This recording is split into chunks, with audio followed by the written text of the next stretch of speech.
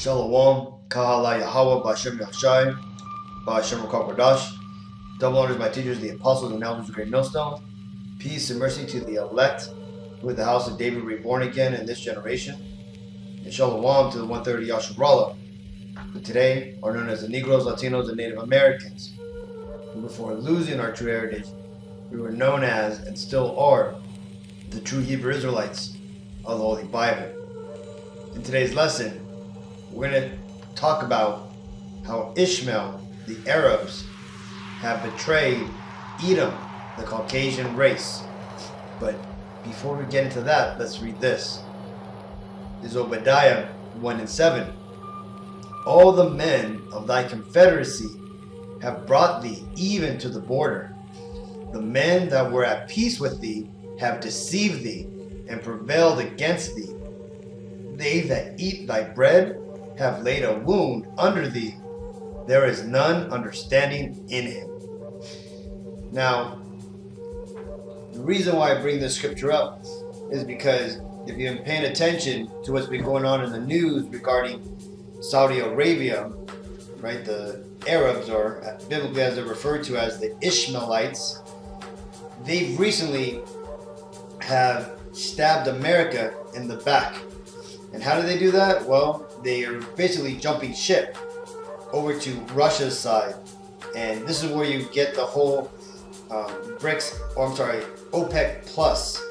You see, OPEC for the most part was Ishmael, or a conglomerate of Ishmaelite companies who came together to form this huge monopolistic oil regime over there in the Middle East, okay? Namely in Saudi Arabia, or the United Arab Emirates is what they call it.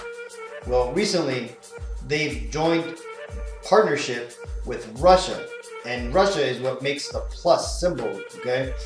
And in doing so, they're now now that they're part of the Russian, plus system. Now they're looking towards helping Russia out in their, whole scheme of things. And what does that mean? That means that the once American-aligned OPEC organization, right? Because remember, back in the 70s, when America went through the oil crisis, you had the CIA and other clandestine American, organizations go to Saudi Arabia, cement that current ruling family's role there in Saudi Arabia as the de facto rulers, provided them weaponry, infrastructure, and everything, as long as Saudi Arabia would agree to only sell their oil to the world in US dollars, which again basically propped up the US dollar, made the American dollar king upon the earth, right? And this is where you got the birth of the petrodollar, okay? This is what really gives the dollar its real value, right? Because again, if you need oil, which if you have a modern society, you need oil, okay, for plastics, energy, you name it, you need oil, okay? Now, to get it from Saudi Arabia means you have to pay Saudi Arabia in US dollars. This is why the Arabs are immensely rich right now. It's because, again, they have all this money that they're getting. And the reason why they come over here to the Americas and they buy American assets is because they have all these dollars to spend that money on. Now, that being said, that era is coming to an end. And they knew this, the Ishmaelites, that is. Why is that? Because you're seeing them transition away from a monopoly, right? Where basically they're only relying on the oil, to now they're seeking to be the largest producers of solar energies, right? They're talking about building massive solar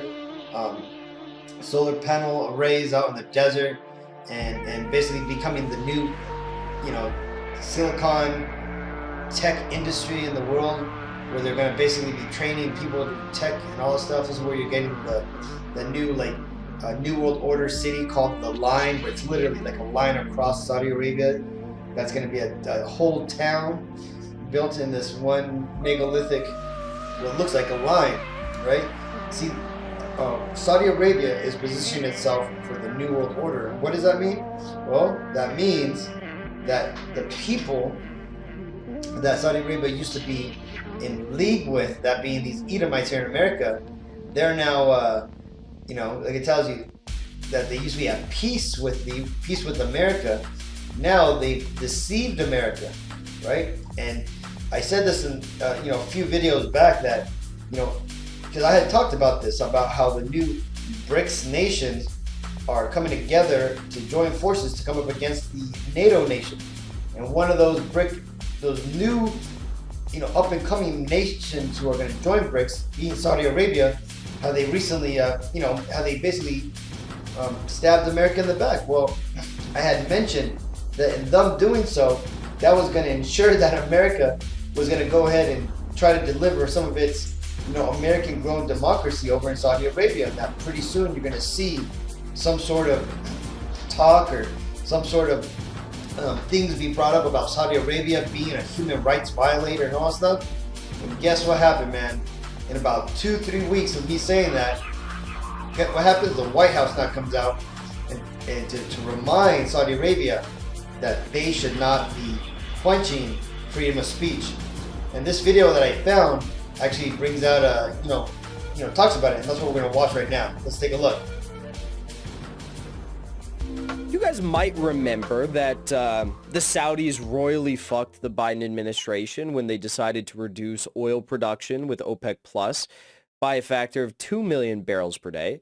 But what you might not know is that they actually had promised the Biden administration that they were going to increase oil production by 500,000 barrels per day. This was after Biden went and met with the Saudi Crown Prince Mohammed bin Salman. Saudi Arabia duped Washington on secret oil deal. President Joe Biden reportedly made his controversial July visit to Saudi Arabia, breaking a campaign promise to shun the kingdom because his administration thought it had secured a secret deal for Riyadh to boost oil supplies. Instead, Riyadh did the opposite thing, leading OPEC in cutting output.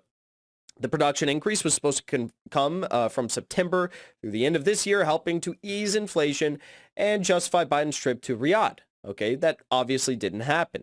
That's why the Biden administration said, we're filming. This is a hostile act against the United States, and there will be consequences. Okay, so that's what they had to say about the matter, and obviously there were no consequences. The only thing that the Biden administration did was completely drain out our strategic petroleum reserves. Those things that are supposed to be there in times of crisis and natural disaster, not, drained at the whims of a sour, poll that you see before election time to help boost your odds of maybe getting some Democrats in power. No, that's not what the SPR is for. But anyways, Saudi Arabia has gone back once more, and they've slammed the United States for manipulating oil prices. The energy minister says petroleum reserves are only meant to be used in emergencies.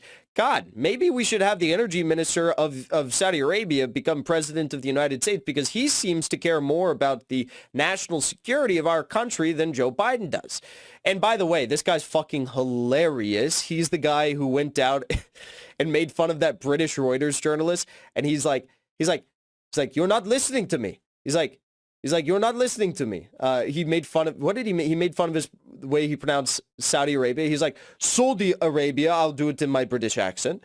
He's like, you're not listening to me. You must respect the energy minister and what I say. I'm your source. You must respect me. It was so base. So Saudi Arabia's energy minister, Prince Abdulaziz bin Salman, has criticized nations for tapping their emergency oil stockpiles in order to manipulate prices and warned of consequences if the reserves run dry. It is my profound duty to make clear to the world that losing emergency stocks may be painful in the months to come, the Saudi minister told the Future Initiative Investment Conference in Riyadh on Tuesday. What does that mean? I really don't want to find out, because you and I both know that the Saudis control oil markets. The Saudis, OPEC Plus, but I mean, the Saudis obviously have the biggest say.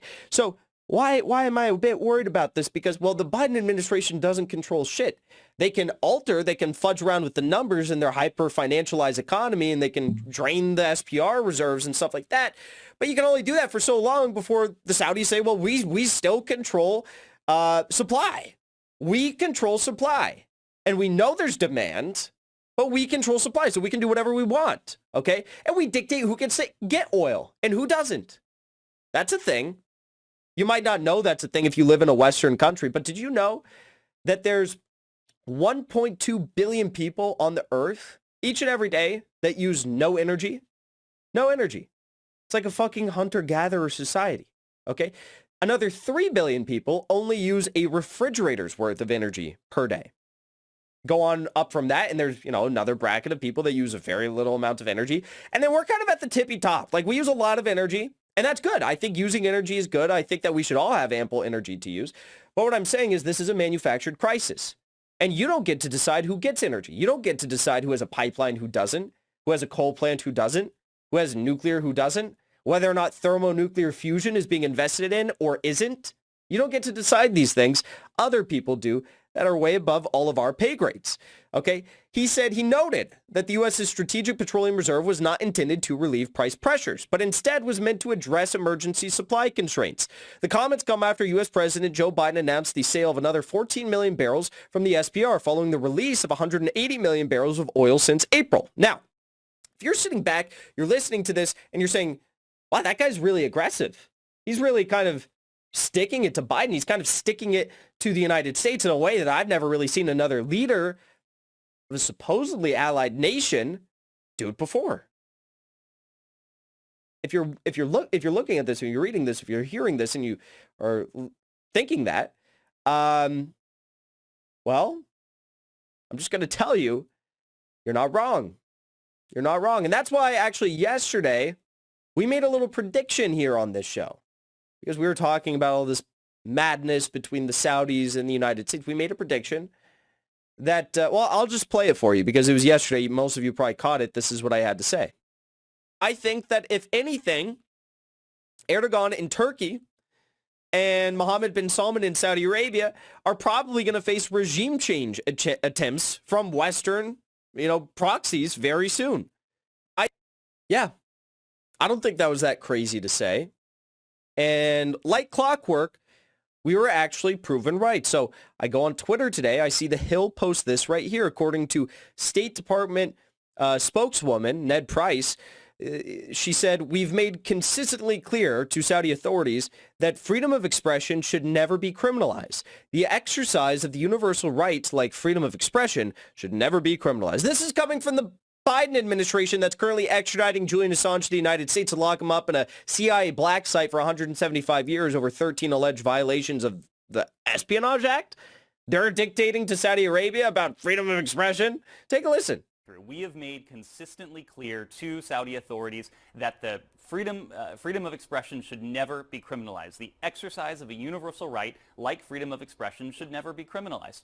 We have engaged at the senior levels with Saudi authorities. We've done so from this building here in Washington. We've done so from our embassy in Saudi Arabia. We're continuing to support Saud. We're continuing to support his family, and we'll continue to provide every form of assistance that we can. Yep. So what he's basically saying here is the preparations for regime change are I don't want to say underway, but they're being threatened. They're being threatened. And if you don't think there's a whole host of deep state connected, DOD connected, State Department connected NGOs in the United States that are prepared to take on the mission of regime change in Saudi Arabia, if you don't think that they already have the memos, the memorandums, the mission statements, all this stuff already planned out as to how they are going to lay out the plan for regime change in Saudi Arabia, you got to be kidding yourselves, because that is exactly where they are threatening to head in the direction of. So as you can see there, America is starting to turn its view upon Saudi Arabia, right? And they're laying the groundwork as far as destroying their character. Remember, this is the same country that America didn't bat an eye about when it was found out that the king of the country, SDR, right, that guy, the new king, basically had that journalist killed, okay? He made him disappear from a Saudi Arabia embassy, I believe in England, okay? So this is what happens when you're allies with America, right? They look the other way and you can do no evil. Now, when you betray America, America now looks to do a regime change. Okay? But let's read this. This is Isaiah 33:1. Woe unto thee that spoilest, and thou wast not spoiled, and dealest treacherously, and they dealt not treacherously with thee. When thou shalt cease to spoil, thou shalt be spoiled.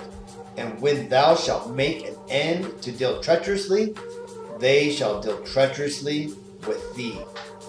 And this ultimately is talking about the comeuppance of the nation of Edom, the Caucasian race. Right? The Lord put it into their spirits to be the hammer upon the earth, to bring forward the Lord's judgment upon the nations, namely us Israelites, the Negroes, Latinos, and Native Americans. And now, just as prophecy is saying, there's going to come a time when these Edomites are going to start being so ruthless, so openly aggressive, and diabolical, right?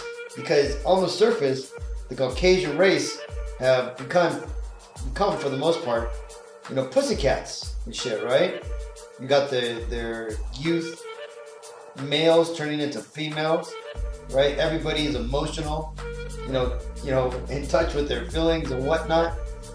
They're all such as social justice warriors. But don't get me wrong. You still got the elite warriors of the nation of Edom, right? The Navy SEALs, the Rangers, the secret agencies out there, right? That are still, in top shape to put out a war. But for the most part, on large, the nation of Edom has now stopped, dealing treacherously with the majority of the world, and they've stopped spoiling for sure, right? This is why you don't really have any more colonies around there. The queen has just died with the last remnant of the colonizer era, right? This is why you're starting to see a lot of these countries that were once colonized under the, European, Caucasian power, starting to stand up saying they want their jewels back and they want their lands back and whatnot. But the thing is this is all prophecy, right? This is prophecy that the Lord has prescribed for the nation of Edom, right? That once they get to the top, right? They get to the top of the hill, that now the other nations would stand up against them. And what you're seeing Saudi Arabia doing, along with all these other nations, BRIC nations, Russia, Argentina, Turkey, Iran, all these other countries who are opposed to America, right? They're standing against America, and they're dealing treacherously, right? Coming together and make all these plans on how they're going to take down the dollar, how they're going to, how China and Russia are in cahoots to basically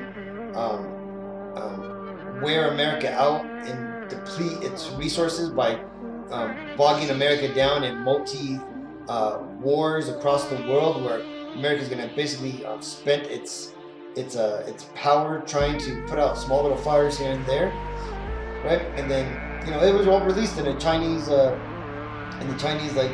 mission statements for how they were going to seek to dominate the world and be the new power, right? Which that ain't gonna happen. That's Moab's wet dream, But like the angel told Ezra, man, between the heel of Esau and the hand of Jacob, look for nothing else. Meaning that immediately after the destruction of the Edomite Empire, then shall rise the empire of Jacob, right? The empire of Yahweh Shai, who is going to be, co-ruling with the children of Jacob, the Israelites, us Negroes, Latinos, and Native Americans. Okay? Now, and to show you that Saudi Arabia is not backing down, this is what they had to say about anybody who's threatening their rulership.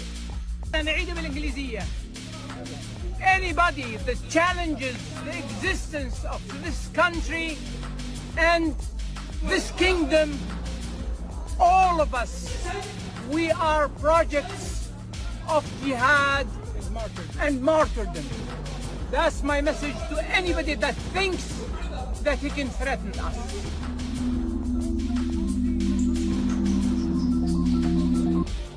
So Ishmael's not messing around, man, right? It tells you in the scriptures that they shall remember their past and return to being, who they were, right? The dragons of the desert, right?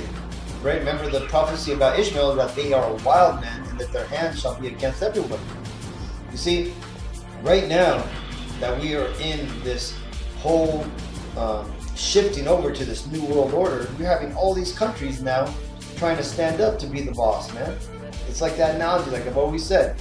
When you have a bunch of bank robbers working together to rob the bank, once that's over and all the robbers are now back at their headquarters, splitting up the money, now you're starting to see each of them starting to kill each other off because they all want to be the big dog. They all want to take all the rewards, right? And that's why you're seeing all these countries, all these allies of ED0M, of Babylon the Great, who were at peace with America, have now deceived America and are now working their own plans, okay? But all this, what is this all going to cause, right? It goes back to what the apostles have been saying, what I mentioned months ago, that there's going to be some big event, there's going to be some huge thing that's going to cause America to take all of its army, to the most part, to the Saudi Arabia Peninsula. This is the scripture here. This is Joel 2:20. But I will remove far off from you the northern army, and will drive him into a land barren and desolate, with his face towards the east sea, and his hinder part towards the utmost sea. And his stink shall come up, and his ill savor shall come up, because he hath done great things. And this is talking about how the Lord is going to lure these Edomites and their army over there to Saudi Arabia, because that's what's being described here between the EC and his hinder parts towards the utmost sea, right? That's the Saudi Arabia Peninsula, right? And like I had mentioned, it might be something to do with Ukraine, but in this case here, look, it might be something to do with Saudi Arabia and the regime change that need to be done there, because again, America is facing a multi-continental war, right? And to do so, it's gonna need oil to basically power its war machine. And now that you got Saudi Arabia joining the sides with America and NATO's enemies, Russia and China, basically America ain't gonna have that. And what does that mean? That means that all of a sudden, all the human rights violations, all the dirty laundry that Saudi Arabia has been doing, which America has, winked at, now all of it's in question, right? All of it is being scrutinized and being, lifted up and publicized as if it's a problem now, and now that America's got to go fix it. Well, again, remember, that's the American, MO, man. They basically destroy the character before they go and physically destroy the people. Look what they did in Libya, man, when they took out Muammar Gaddafi, man, because he wanted to start his own African currency backed by gold, right? They basically assassinated his character, talked about how he was a tyrant, a dictator. When you look into the country was run very fairly for the people, and it was a nice place to live at. But now when you look at it, man, it's been destroyed, it's been decimated. All because, again, it threatened Esau's system, okay? So what we're going to be seeing is a big roundup of troops being sent off over to the other side of the world, right? And ultimately all this is to fulfill a huge prophecy, right? The last prophecy, which is going to come for, well, not the last prophecy, but one of the last prophecies, that all the nations of the world shall be gathered in the Middle East, in the Valley of Jehoshaphat, right? That's right outside of Israel, right? Because they're going to be there to meet their destruction, right? They're going to be there as the welcoming party for the Messiah. The Messiah is going to destroy all of them, okay?